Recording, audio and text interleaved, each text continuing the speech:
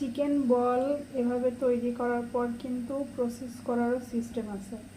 অনেকে জানে না যে চিকেন বলগুলা পানি এরকম যখন ফুটে আসবে সেই অবস্থাতে এভাবে গরম পানিতে দিয়ে দিতে হবে।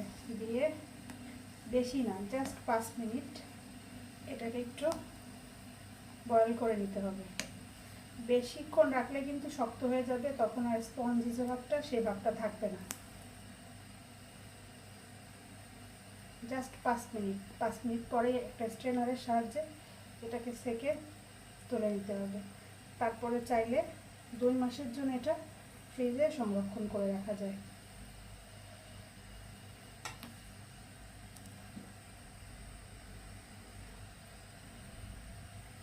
জাস্ট এভাবে একটু প্যানটা দুলিয়ে দিলেই কিন্তু এরকম করে এটা একটার সাথে একটা লাগবে না, সুন্দর নড়াচড়া, দেখছেন?